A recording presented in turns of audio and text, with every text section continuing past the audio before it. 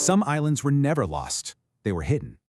This is the one consistent detail across all accounts, the core truth of the record.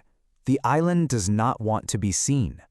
For more than 500 years, an island was documented west of Ireland. It appeared on official maps. It was called Hybrizon. The record begins in the 14th century. It appears on nautical charts and remains there for centuries. You have to understand, cartographers of this era didn't copy myths lightly. An island drawn this consistently, it meant it was seen by multiple, independent sources. So this wasn't one mistake, copied over and over. No, it was a persistent entry, confirmed by sailors, by scholars, by the people who made the maps. And yet, there was something wrong with the record.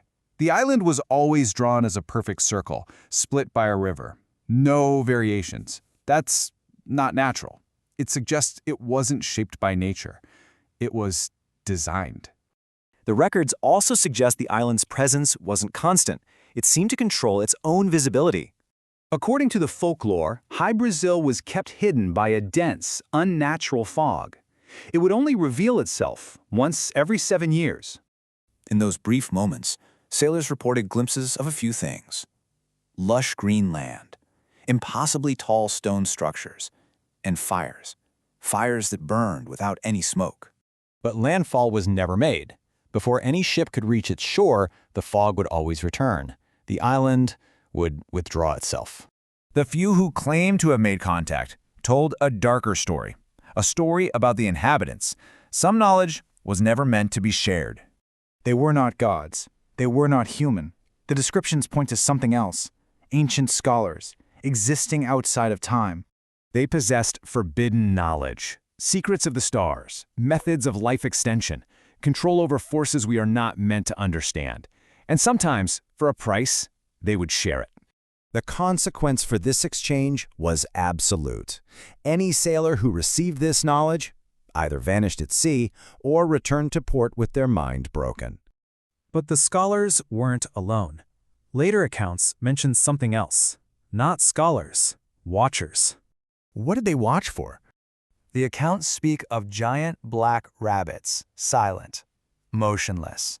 In Celtic mythology, these are not animals. They are messengers. They are guardians of the other world.